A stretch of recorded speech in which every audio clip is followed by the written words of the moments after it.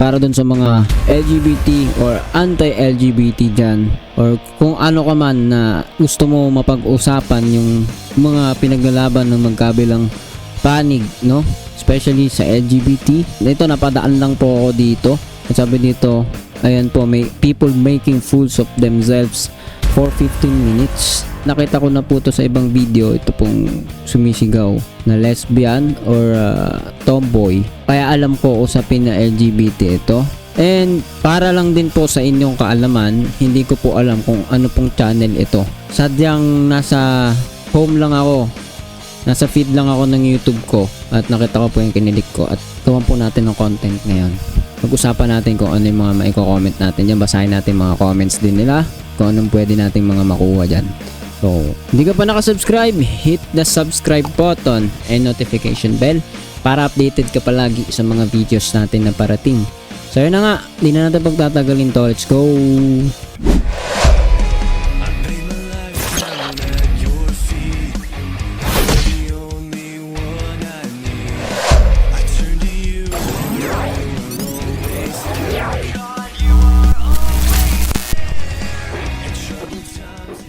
So yun na nga mga tol. Syempre, bago ang lahat, play natin kaagad yung video po dito na nasa ating harapan. Hindi naman siguro natin tatapusin ng buo to kasi pupunta po tayo sa comment section kung saan mas may mapag-uusapan tayo. Play lang natin, no?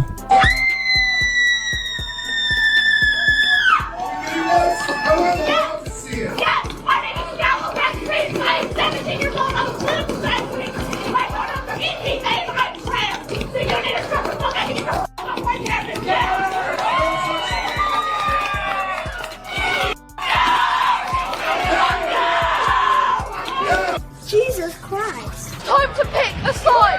We don't have time to waste anymore!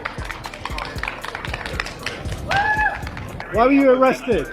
For sitting down with my friends after they painted a building, I didn't do anything. I sat on a pavement and now I've got a bit of orange paint on me and apparently that's a crime now. Whilst the people in that building make decisions which are killing people around the world. It is destroying the lives of people in Uganda. I don't know why she's trying to act so innocent for as if she's done nothing wrong. Her and a little group of Muppets throw orange paint all over a building and she's acting why she's getting arrested. You can just look at this girl and know she's got the same IQ as a flipping carrot, mate. Every week it seems like this same girl is doing more and more dumb shit. I don't know how she hasn't gone to prison yet. That would sort the situation, wouldn't it? How old are you? Oh boy, I'm 24. So if you were born 10 years ago, how old would you be? 34.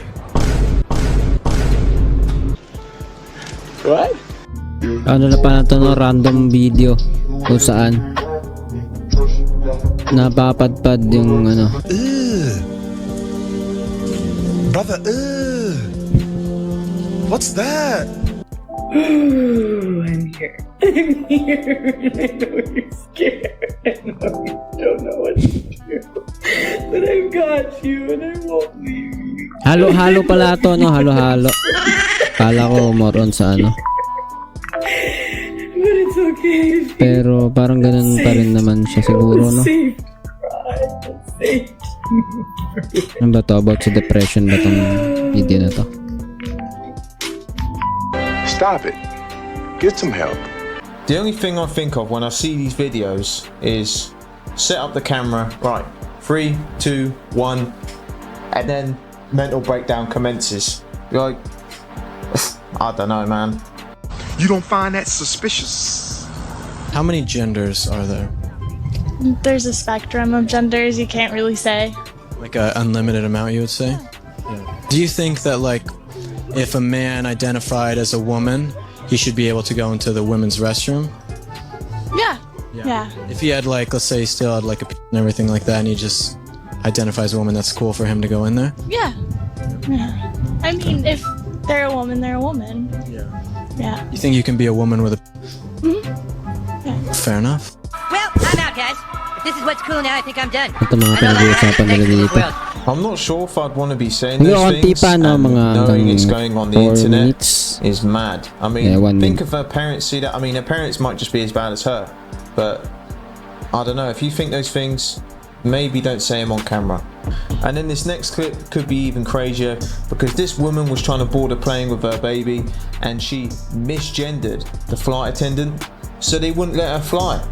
Crazy, man.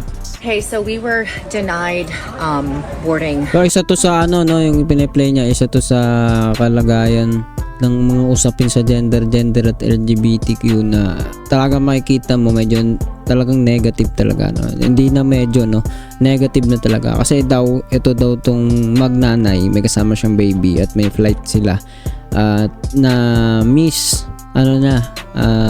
misidentified, ganun, i-claim nila as ganun yun, na hindi alam kung paano i-recognize yung isang tao doon na tingin ko ay isang LGBT at yun nga, after nun, hindi na sila hindi na sila natuloy sa flight nila dahil doon. So ayan po yung sinasabi dyan. Ended the flight attendant so they wouldn't let her fly. Crazy, man. Okay, so we were denied boarding. Myself, my 16-month-old son, my mother. They took our luggage on the plane, which has my thyroid medication, which I'll be very sick without, my mother's medication. They basically said tough luck. And they won't tell me exactly what I said, but what happened, and I will tell you what happened right now. I was speaking to one of the flight attendants, got their pronouns wrong. The other flight attendant didn't like it. I said, I'm really sorry.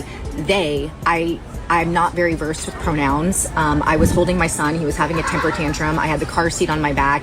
I wasn't really focusing on anything except getting my son's car seat on the flight and getting him comfortable and safe, and him, because now it's his nap time. You can see he's kind of fallen asleep. They're saying that like it's a hate crime that I did, that I might not even be able to ever fly United. We don't even know how we're going to get back today. I don't know what to do. I don't know what to do. I don't know what my rights are here. I think that it's... So misgendering gets you thrown off flights now? What the hell is going on, man? I mean, this is the CEO of United Airlines. I haven't got to say anything. Photo explains itself, so you can see why the situation got a bit out of hand for her. If that's the CEO, then good luck, man. I tried to find an update to this and I just couldn't find anything. I really hope the woman got, you know, a lawyer involved. She got back safely with her child. I mean, you got to be some evil people to kick a woman off a plane with a child, and she had all her medication still on the flipping plane, and they just said tough shit. May sakit pa yung anak niya. So yun guys, no. So ang ganda lang siguro yung mga pe-play natin dyan magmula dito kanina, no, na may sumisigaw guys na isa pong LGBTQ, I believe, no, at kanyang pinaglalaban nga ay yung pronouns niya, or about sa mga pronouns, so yung pronoun niya. So ayan, and sabi naman ng kabila, there's no such thing as a trans person.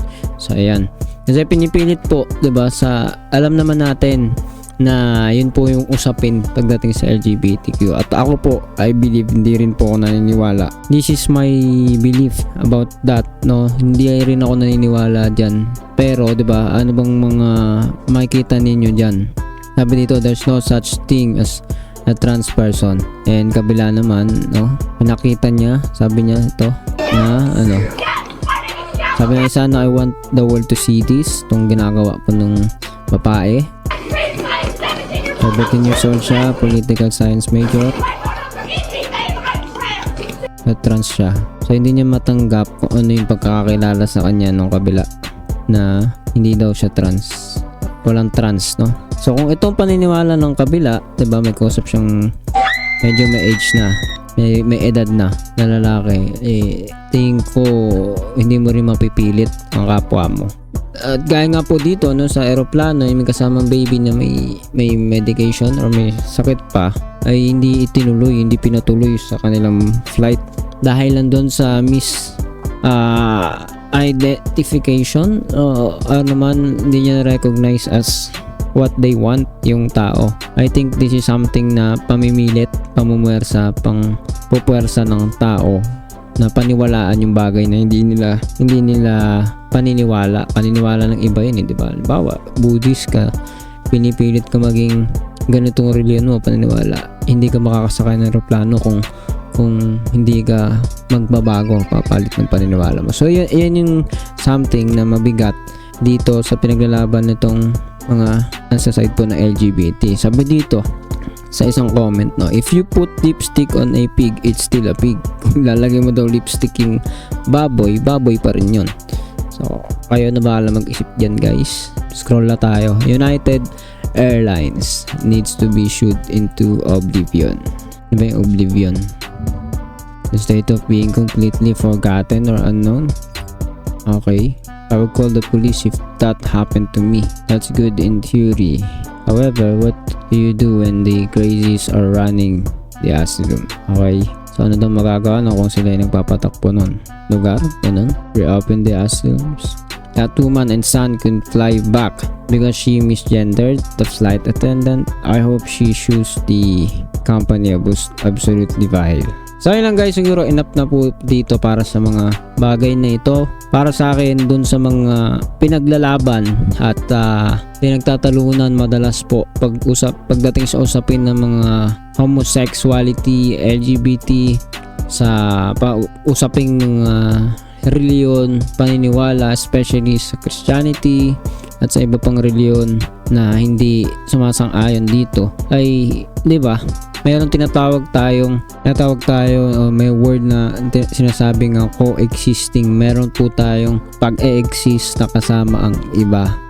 Parang ganito yan, parang puno at mga ibon sa kabundukan. Merong harmony, merong makikita ka na bagay na hindi nakakasira sa pangkalahatan. So ito pong nangyayari dito ay tanggap po natin, diba? Para dun sa mga na pareho po natin ng paniniwala na hindi naniniwala sa LGBTQ, naniniwala tayo na nariyan sila, tanggap natin na merong ayaw sa kanilang kasarian kaya kiniklaim nila as ganun sila. Pero, di ba, hindi na nila tayo mapipilit na tanggapin kung ano yung tinatanggap nila sa sarili nila. Pero tanggap natin na yun sila, tanggap natin, nakakuha niyo yung point. Ang hirap i-explain kapag ka iba yung paniniwala ng mga tao, pero para dun sa mga nakakaunawa, 'di ba? Tanggap natin kung anong nangyayari sa kanila. Dapat magkaroon din sila ng pagtanggap na may mga taong hindi tatanggap sa kanila or hindi kapareha ng paniniwala nila. Just like what we are doing, na tanggap natin may hindi tayo kapareha, meron tayong kasalungat, hindi natin sila kailangang basagin sa trip nila, buhay nila yon. Ang pinag-iba ng pinaglalaban po sa LGBTQ, maraming hindi na necessary na ipaglaban pa. Meron na po, may mga nauna na earlier provisions for that. Meron na pong mga batas, meron na pong mga bagay na naglalayo na protektahan ang bawat individual, at kung ano man ang mga nakikita natin sa kanilang mga pinaglalaban na yun ay something na parang nauuwi na po sa mga special treatment. Kagaya po nito, no? Pagka hindi ka pareha ng paniniwala mo, hindi mo sila masakyan. Actually dito hindi nga siya kontra, no? Nagsorry pa siya, hindi niya lang alam yung mga pronouns na yan, no? Pero hindi ka pinasakay, hindi ka inano sa eroplano. Kaya yun, ganun po yan. So yan, ikaw, ano masasabi mo dito sa usapin na to? Ano masasabi mo sa usapin na to? Comment down below. Pag-usapan po natin yan. And don't forget to hit the subscribe button and notification bell para updated ka palagi sa mga videos natin na parating. See ya, susunod na video.